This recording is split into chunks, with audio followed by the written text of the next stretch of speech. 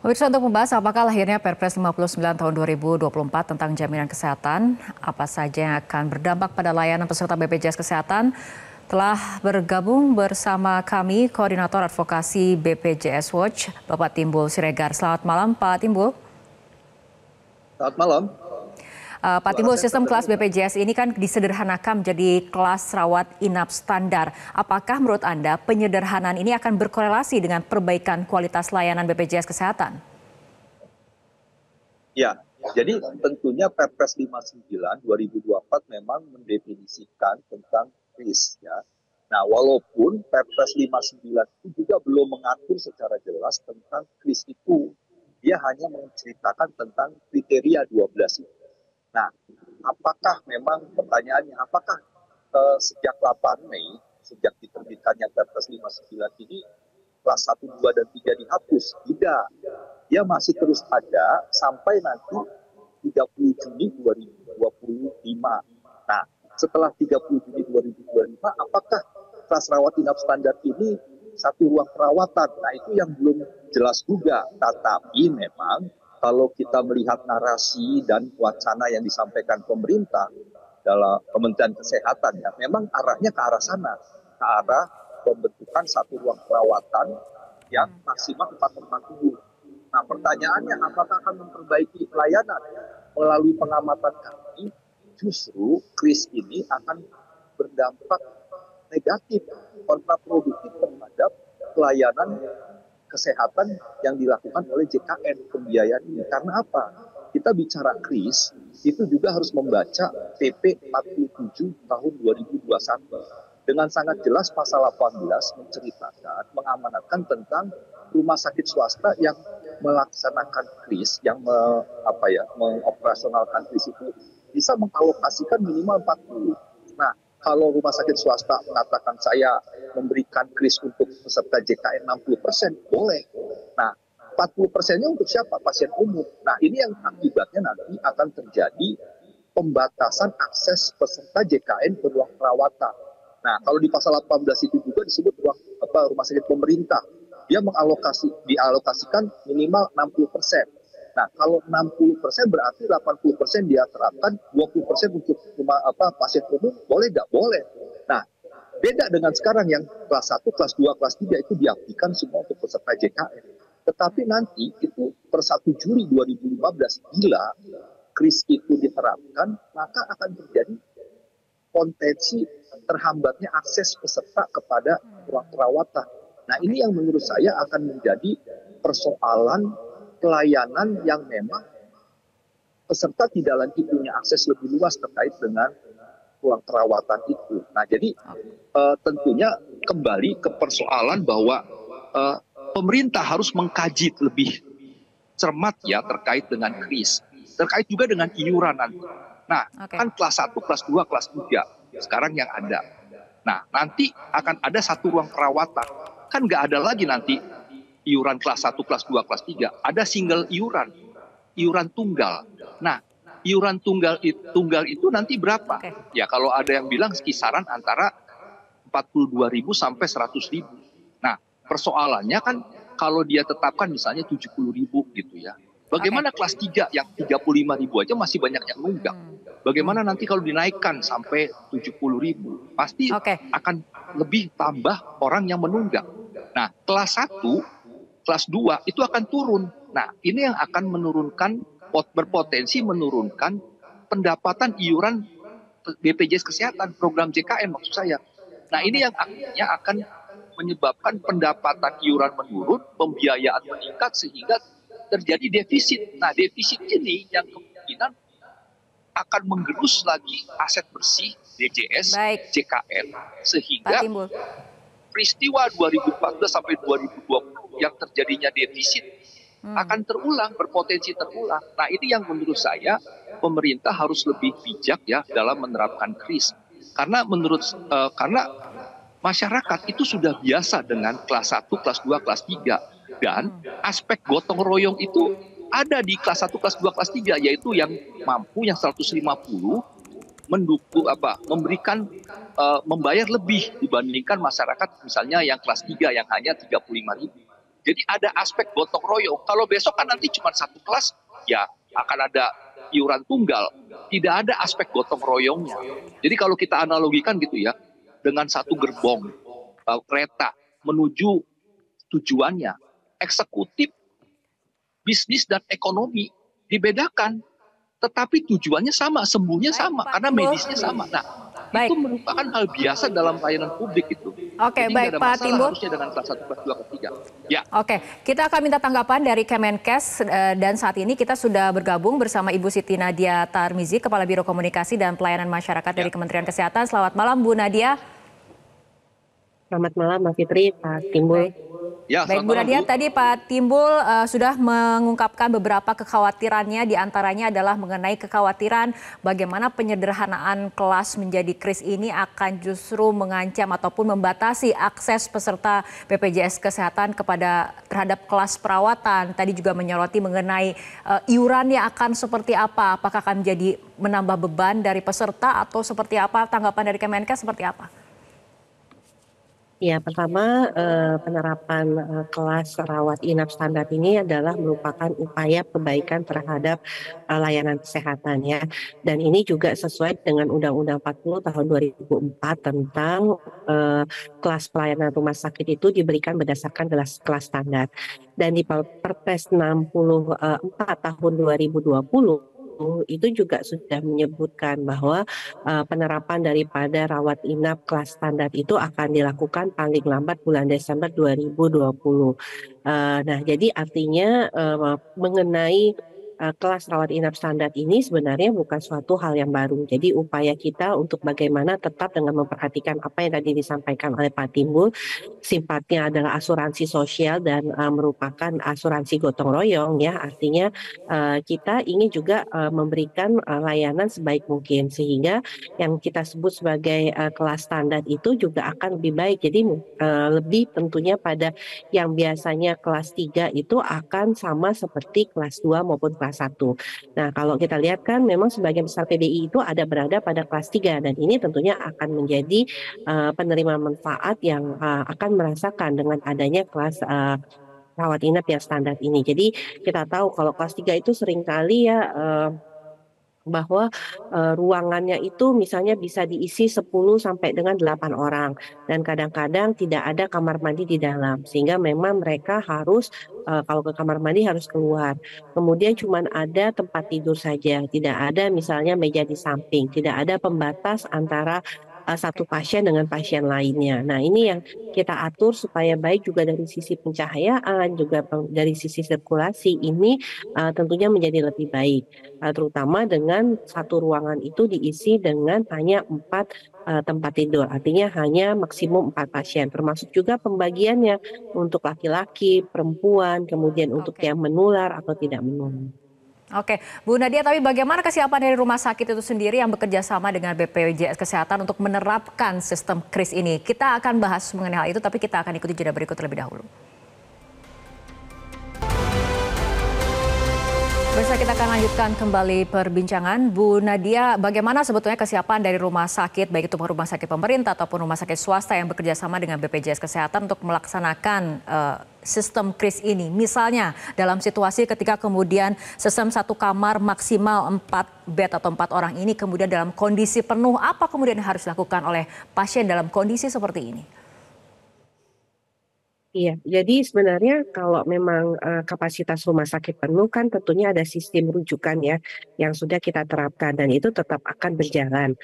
Sementara dengan adanya penerapan daripada ruang rawat kelas inap standar ini tentunya tidak akan mengurangi jumlah daripada tempat tidur. Kita sudah melakukan uji coba di 14 rumah sakit dan juga sudah menyampaikan kajian melalui suatu kuesioner kepada 2.600 rumah sakit tentang kesiapan rumah sakit terhadap perubahan daripada kelas rawat inap standar ini.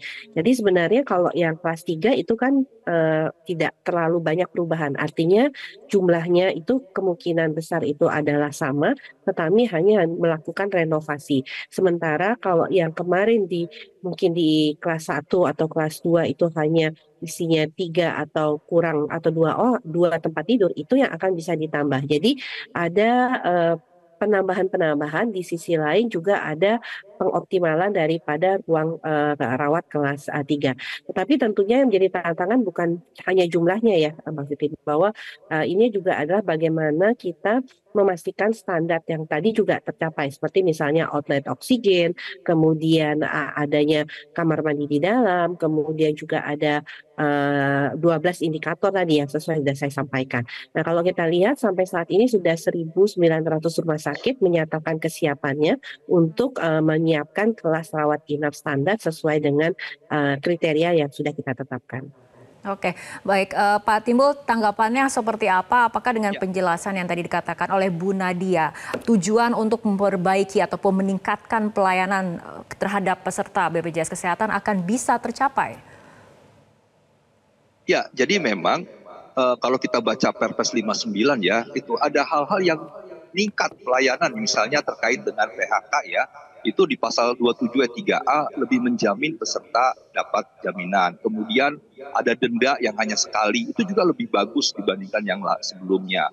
Kemudian juga bagaimana tentang FKTP dan sebagainya. Nah, tetapi untuk yang KRIS ini, kelas rawat inap ini, kita Bu Nadia memang tentunya mengkaji, membaca KRIS itu, kita juga harus bisa membaca PP 47 tahun 2021, di mana di situ di pasal 18 dengan sangat jelas memberikan kewenangan kepada rumah sakit swasta dan pemerintah untuk mengalokasikan KRIS itu. Yang tadi saya bilang misalnya rumah sakit swasta kan disebutkan minimal 40%. Nah, 40% dari seluruh KRIS misalnya 100 tempat tidur.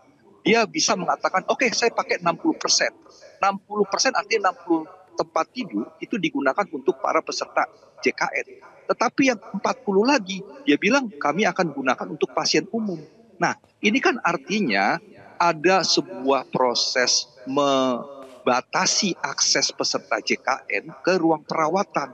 Kalau yang sekarang ini kan kelas 1, kelas 2, kelas 3 diabdikan semuanya untuk peserta JKN. Nah, jadi kalau tadi disebut memang regulasi Undang-Undang 40 memang disebut kelas standar. Tetapi kelas standar itu bukan berarti menjadikan satu ruang perawatan. Bisa saja kan kelas 1 distandarkan 2 tempat tidur. Kelas 2 distandarkan 3 tempat tidur. Kelas 3 distandarkan 4 tempat tidur. Sehingga ada kelas 3 yang 8 tempat tidur, ya itu yang direvisi oleh Perpres ini harusnya kan gitu. Sehingga konsep konteks gotong royong yang mampu bisa membayar lebih itu masih terjadi, masih bisa kita lakukan gitu. Kalau nanti hanya satu ruang perawatan, kan artinya ada untuk peserta mandiri hanya ada iuran tunggal. Nah, artinya yang mampu selama ini bayar 150.000, dia mungkin hanya akan membayar iuran tunggalnya 70.000 gitu. Nah, ini kan yang juga menjadi potensi penurunan pendapatan iuran JKN. Nah, sementara manfaatnya semakin meningkat biayanya, pendapatan iurannya terancam menurun. Nah, akan terjadi defisit. Nah, kalau terjadi defisit, kita jangan sampai terjadi seperti 2014 sampai 2020 ya, defisit yang sangat besar. Nah, oleh sebab itu, akses dan ketahanan dana JKN itu harus menjadi perhatian, menjadi bagian yang penting untuk dikaji untuk bagaimana KRIS ini bisa diterapkan gitu. Kan pemerintah selama ini mengatakan KRIS itu hanya satu ruang perawatan maksimal 4 tempat tidur. Jadi jenderal sama pekerja ya silakan Mbak. Oke, baik Pak Timbul, kita tanyakan dulu tanggapan dari Bu Nadia, silakan. Ya. Iya, jadi setuju sekali ya yang disampaikan Pak Timbul ya, bahwa prinsipnya memang yang kita sebut sebagai kelas rawat inap standar itu adalah yang sesuai dengan Perpres ini adalah memiliki 12 kriteria, karena itu sudah dijelaskan.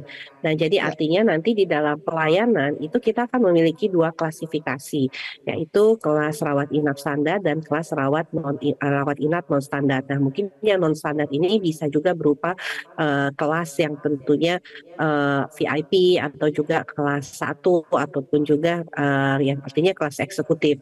Dan ini juga sudah diatur sebenarnya di dalam Perpres bahwa tidak memungkinkan bahwa seorang peserta BPJS, karena tadi kita sifatnya adalah gotong royong, kalau ingin kemudian pindah kepada ruang perawatan lainnya, itu masih memungkinkan dengan adanya aturan terkait selisih biaya ini. Dan manfaatnya ini tentunya nanti akan dibahas lebih lanjut ya Pak Timbul ya, karena kan kita tahu bahwa ini baru perpresnya baru keluar, masih ada Permenkes ataupun aturan-aturan lain yang harus kita sesuaikan sesuai dengan perpres ini. Termasuk juga nanti tentang iuran serta manfaat, karena dengan adanya satu kelas rawat inap ini bisa saja manfaatnya itu akan berubah, jadi manfaatnya akan lebih banyak karena kita tahu manfaat untuk kelas 3, kelas 1, kelas 2 itu seringkali juga berbeda. Nah itulah yang nanti akan dibahas lebih lanjut dengan juga melibatkan BPJS serta tentunya pihak-pihak lain yang terkait. Baik, Bu Nadia mungkin bisa dijelaskan karena tadi dikatakan Kris ini kan satu kelas ya, kelas rawat inap standar, tapi tadi Anda katakan ada 2 kelas rawat inap standar yang eksekutif atau seperti apa maksudnya Bu? Ya, jadi artinya di dalam rumah sakit kalau kita lihat saat ini memang ada kelas VIP, eksekutif, kelas 1, kelas 2, kelas 3 ya. Nah, ke depan klasifikasi ini hanya ada 2 kelas, kelas standar, kelas rawat inap standar dan kelas rawat inap tidak standar. Nah, artinya dalam hal ini untuk peserta BPJS itu hanya akan ada 1 kelas rawat inap standar gitu ya. Nah, dengan 12 kriteria tadi. Tetapi untuk sebuah pelayanan rumah sakit yang disampaikan oleh Pak Timbul tadi, sebuah rumah sakit yang memiliki kelas lainnya di luar kelas rawat inap standar itu tetap masih ada, termasuk juga tadi saya sampaikan kelas eksekutif atau kelas VVIP atau bahkan kelas VIP. Pak Timbul ada tanggapannya? Iya, jadi kalau terkait dengan 12 kriteria itu sangat kita dukung ya, itu memang harus dilakukan. Nah tetapi untuk menjadikan satu ruang perawatan itu yang nanti, tadi Bu, PP 47 Bu, coba dikaji lagi, bagaimana akses peserta JKN ini akan dibatasi dengan PP 47 pasal 18 itu. Sehingga yang sekarang ini kan kalau kelas 1, kelas 2, kelas 3 kan semuanya diabdikan untuk peserta JKN. Nah, tetapi besok kalau kris itu diberlakukan secara paripurna ya, itu akan terjadi pembatasan. Karena di PP 47 pasal 18 itu dengan sangat jelas minimal 40. Kalau swastanya bilang rumah sakit swasta saya akan mengatakan 60. Nah 40 lagi untuk pasien umum. Sehingga ini pasien akan cari-cari rumah sakit ketika nggak dapat ya udahlah jadi pasien umum deh. Nah pasien umum artinya bayar sendiri. Nah ini kan percuma jadinya peserta JKN-nya. Nah jadi kembali maksud saya selama ini Bu peserta itu banyak mengeluh terkait dengan akses rumah sakit ya, akses ruang perawatan. Kalau yang namanya medis itu kan sama semua, non medisnya yang berbeda kelas 1, kelas 2, kelas 3. Tapi yang selama ini terjadi adalah komplain terhadap non medis itu jarang, yang banyak itu medis. Nah, jadi kalau kelas 1, kelas 2, kelas 3 yang mau saya katakan peserta JKN itu udah familiar, udah biasa. Tetapi upaya pemerintah untuk menstandarkan itu sangat kita dukung. Dan itu bagus sekali. Nah jadi kalau ke depan ini yang distandarkan itu ya kelas 1 bagaimana 2 tempat tidur, kelas 2 3 tempat tidur, kelas 3 4 tempat tidur. Itu saja, nggak usah dijadikan 1 karena kalau 1 tadi aspek gotong royongnya dan juga satu lagi ya, mohon maaf Mbak, itu kesiapan rumah sakit ya dari 3.900 rumah sakit yang ada di Republik ini yang mayoritas adalah swasta, itu kan belum tentu semuanya mampu merenovasi kelas 1, kelas 2, kelas 3-nya menjadi kris nanti. Apalagi waktunya cuma setahun ya sampai Juni 2025. Nah, ini kan juga akan menjadikan persoalan bagi rumah sakit gitu. Oke, baik mungkin terakhir ringkas saja ke Bu Nadia ini mengenai menjawab kekhawatiran seperti ini, sosialisasi yang dilakukan oleh pemerintah akan seperti apa untuk memberikan rasa kenyamanan bagi peserta bahwa sistem yang baru ini tidak akan kemudian menimbulkan kekhawatiran mengenai pembatasan akses terhadap ruang perawatan dan justru akan meningkatkan perbaikan layanan kesehatan terhadap peserta JKN. Bu Nadia, ringkas saja. Ya, yang pertama bahwa kita sudah melakukan uji coba sebelum kemudian kita betul-betul memastikan bahwa standar 12 ini layak atau tidak untuk dilaksanakan. Yang kedua tadi kembali aturan 60% dan 40% itu tetap masih ada. Dan ini juga masih menjadi kewajiban daripada baik rumah sakit pemerintah maupun rumah sakit swasta. Dan kalau nanti tidak ada kelas 1 ataupun nanti pun tempatnya tidak ada, kemungkinan untuk selisih biaya masih bisa akan dilakukan dengan mekanisme tersebut. Dan kembali lagi bahwa prinsipnya bahwa dengan adanya penerapan KRIS ini tentunya akan meningkatkan kenyamanan dan keselamatan terutama peserta serta keadilan juga daripada layanan. Nah, ini yang tentunya menjadi tujuan kita bagaimana terus memperbaiki pelayanan yang terbaik sebenarnya untuk peserta BPJS. Oke, baik Bu Nadia, Pak Timbul, terima kasih telah berbincang bersama kami malam hari ini dalam terima Prime kasih Time Bu News. Nadia. Jelajahi cara baru mendapatkan informasi. Download Metro TV Extend sekarang.